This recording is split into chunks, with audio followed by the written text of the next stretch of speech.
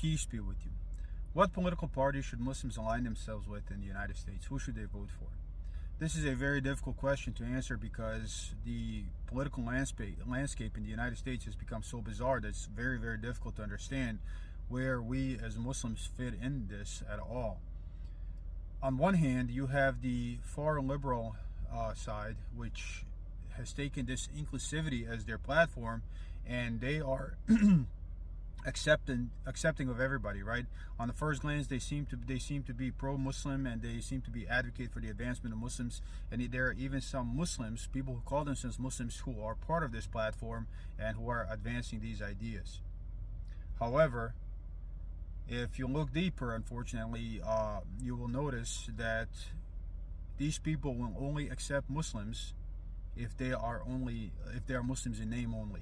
If you hold any of the views of a Muslim that come from the Quran, social conservatism, family values, morality as defined by God in regards to sexuality and all of those things, then if you try to espouse any of those ideas, you will get blamed and vilified and hated by the political far left. I'm not talking about moderates from either side. But unfortunately, the extremes of both parties have the loudest voice at this point, and they seem to be running these platforms.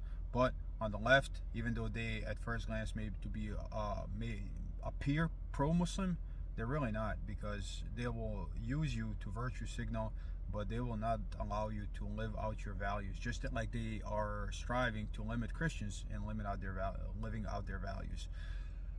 When it comes to the far left political wing, they want you to subscribe to their notions of quote-unquote inclusivity and tolerance, and then they want you to tolerate or include everything that God has made evil. And not only that, but they want you to accept the promotion or the marketing of those lifestyles to your own children as well. And if you resist that, then you will be vilified and demonized. And I don't think this fits in with a Muslim narrative at all. On the other side of the political spectrum, you have the far right conservatives, who are often portrayed as racists, and some of them truly are, and they're portrayed as Islamophobes, and some of them truly are. There is a far right wing who truly hate Muslims, but that does not include all conservatives. Most conservatives, in my opinion, do not hate Muslims as long as they understand what we stand for, which is social conservatism. So we share a platform with these people. We share all of our values with these people, but somehow they have come to hate Muslims, and I'm going to suspect that this is in a large part due to the left-wing propaganda, which teaches the conservatives to fear Muslims and Muslims to fear the far right, the conservatives. And I think the simplest way that they have achieved this is to platform the extremists from both sides, right?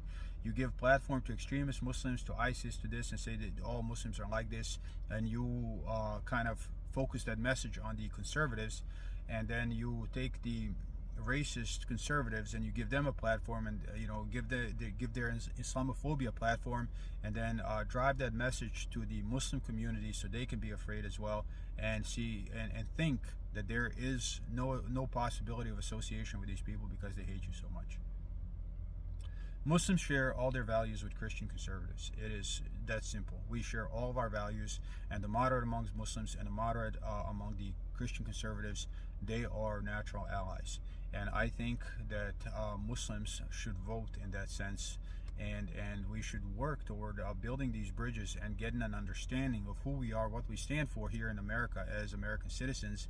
And I think the strict constitutionalism by all people involved, regardless of the ideologies or ideas that we may have that differ, as long as we, like Thomas Jefferson said, do not pick each other's pocket or don't break each other's leg, we here in America have the opportunity as Muslims and Christians to work together, just like in ancient times, where, for example, when King Negus of Abyssinia, present-day Ethiopia, was asked about Muslim theology, and he heard it out, and he said, he drew a line in the sand. It says the difference between us and you is as thick as this line in the sand, meaning there is almost no difference between us.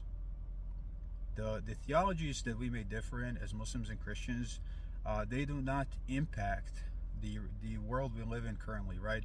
Whether Jesus is God or isn't God, that won't impact how we treat each other. It shouldn't impact how we treat each other, as long as we agree on our values, right?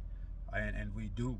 Family values and social conservatism is the basis of all of our religions, and therefore we should all work together to achieve that in our societies and spread this idea, because we have people who truly hate everything we stand for, who truly hate everything God stands for. And although they have co-opted some Muslims to spread this message as well, and they have portrayed themselves as the defenders of Muslims, that's really not the case, unfortunately. I think Muslims should vote for conservatives and build those bridges. Peace be with you.